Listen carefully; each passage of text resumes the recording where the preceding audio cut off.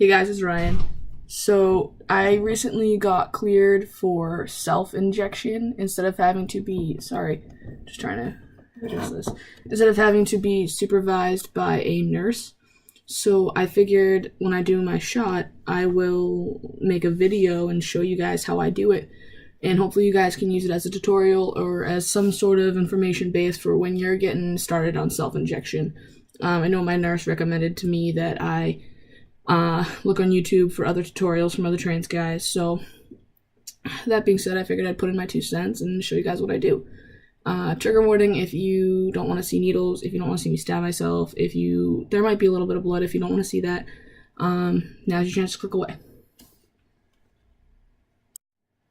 Alright, so the first thing you're going to want to do is wash your hands or sanitize them.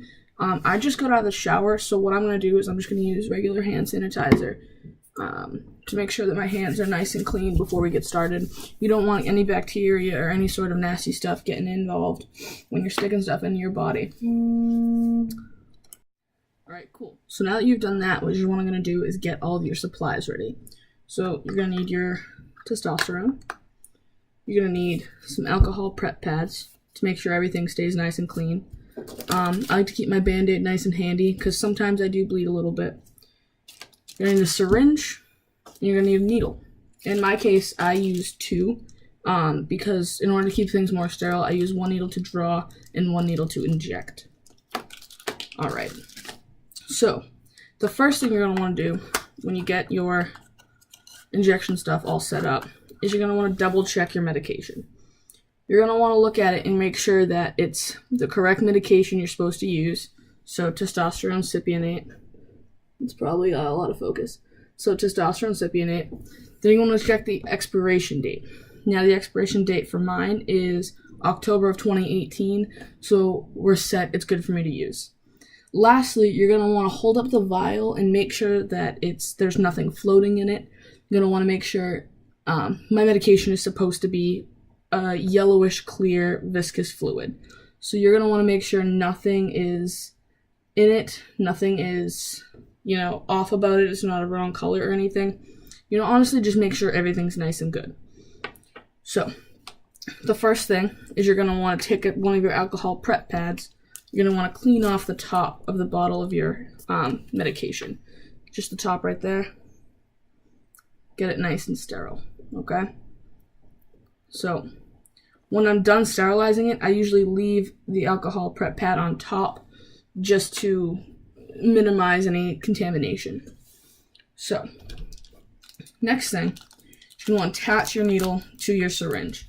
When opening your needle, however your attachment may look, try not to let that green part, in my case it's green, touch anything, because that is the part that is actually touching the syringe, and that is where a lot of contamination can happen. So I take my needle and I screw it onto my syringe. Some of them are pull off, like snap on and off. Mine twist. So my dose is 0.25 milliliters. So what you're going to want to do, because these are vacuum sealed little bottles, is inject the same amount of air into the bottle as medication you are taking out. So you're going to want to pull back the plunger on your syringe to your dose. Mine is 0.25. Perfect. Next, what you're going to want to do is put this air into the vial. So I'm going to remove the little prep pad I had. I'm going to try to angle this down a little more so you can see better what I'm doing.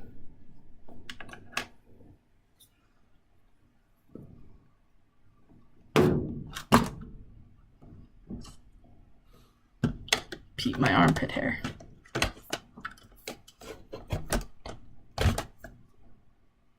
Okay, beautiful. So, we have my vial right here, my needle right here. So, I'm going to take off the cap,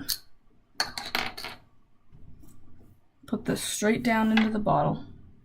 Now the air you're injecting isn't going to go into the liquid, it's just going into the vial. So I'm going to push all that air in there. Right? Then I'm going to flip this up and make sure that the needle is within the liquid. and pull back to my dose. Now, because this is viscous, I always draw up way past where I know I'm supposed to draw up, because it's really difficult for it all to get into the syringe. So I'm just going to push this up until I get to my dose of 0.25.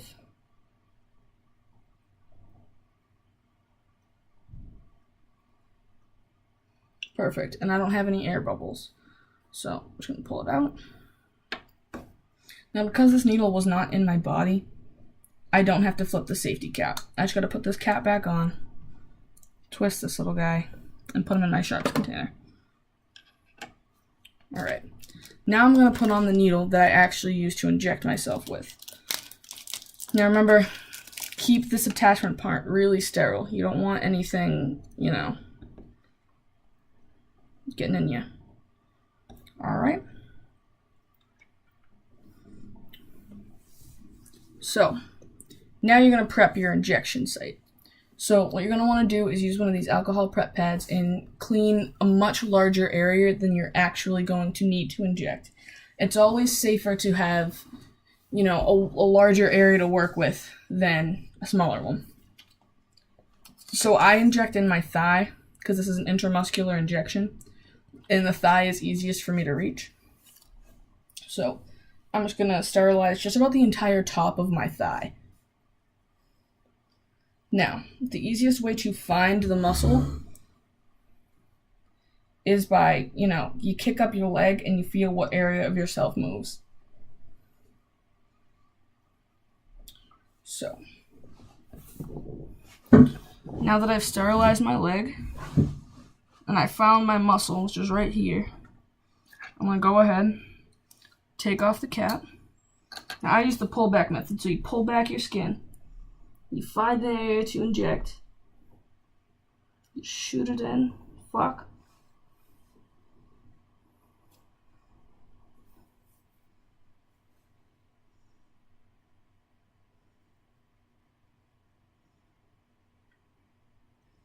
Once it's in, you inject your medication.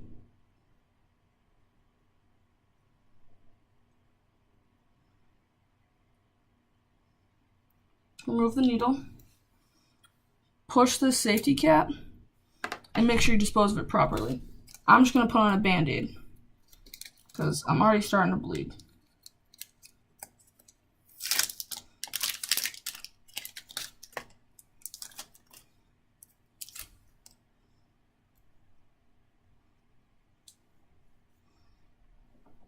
There we go.